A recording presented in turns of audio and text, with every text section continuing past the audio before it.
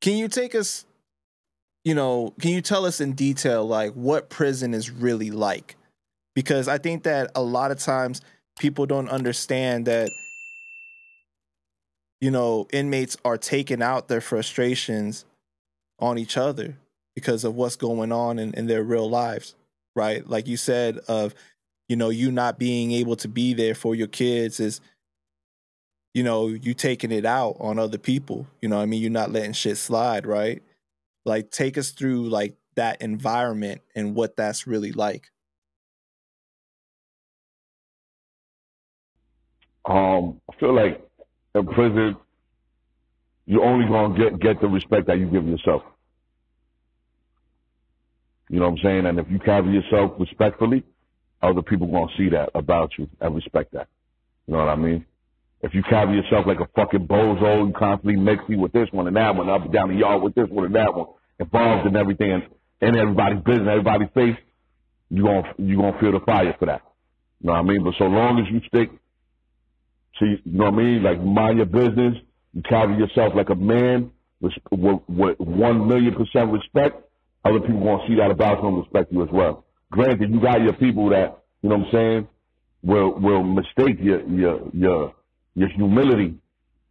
They're often, not oftentimes, but sometimes they'll put your humility like in a place where it don't belong. You know what I'm saying? And they think they could get one up on you. You know what I'm saying? Sometimes it comes in different forms.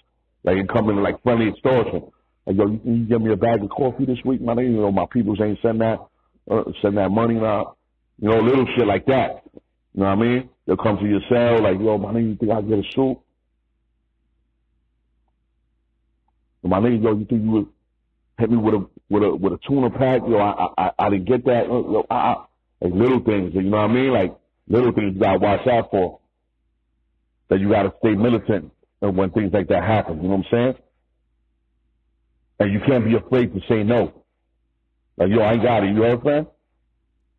Oh shit, yo, you gotta check that shit at the door. You know what I mean? Any funny thing, anything, it could be the most minute thing.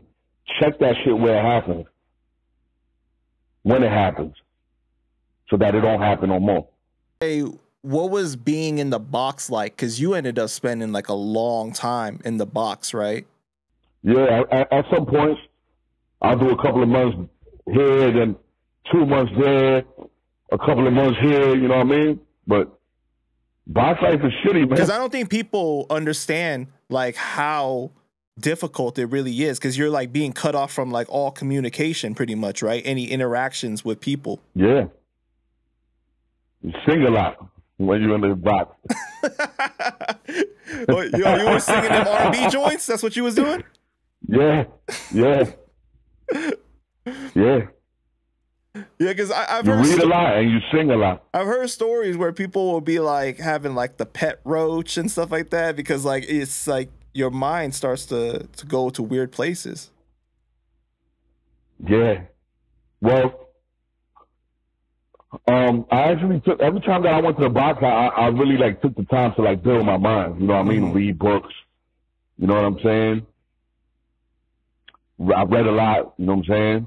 I sang a lot. Yeah, as crazy as that sounds. You know, you don't really, if you do have a bunkie in the box, you have, every conversation is informative. You know what I mean? Like, every conversation is meaningful. Nothing is, you don't waste energy for no reason in the box. You know what I'm saying? Like, everything is meaningful. Everything is intentional. You know what I mean? And meaningful. So you can have a bunkie in the box? It's not just you by yourself? Yeah. Nah. Wow, okay. Yeah. But how long is especially when oftentimes the jail's overcrowded. Oh, right, okay. Like, yo, but it's very segregated. It's very segregated too. You know what I'm saying? I was one of the few people that I could live with blacks and Puerto Ricans, but I won't let nobody else live with me. Got you.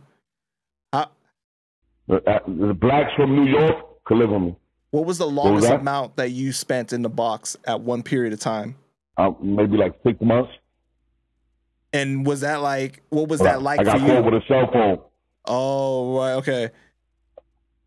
And what was that like for you at the end of it? Like, were you going crazy, or like you used the time wisely? You feel like? I mean, they don't let you get your radio.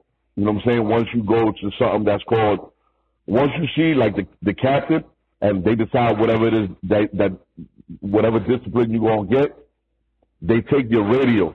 They put you in something that's called DS, disciplinary segregation. Now, mind you, this is the feds. I don't know how the state runs. I've never been to state prisons. I just could speak on the feds. So it's called disciplinary segregation. Once you're on disciplinary seg, they take your radio. So by the time I got my radio back, I haven't heard a tune or a song for so long that the moment I got it back, I just turned it on, and whatever came on, I was just like, oh God. Like all my senses were like acute, you know what I mean? Like, holy shit, music, rhythm, right, a voice. You know what I mean? Like my when I got my radio, my hand was trembling like this, like, oh my God, like you were so deprived of like music, and you know how essential music is to our everyday life. Right. That the moment that is stripped away from you, you're like, holy shit. That's why I say we sang a lot, you know what I mean? Like, made beats on the table and sang a lot.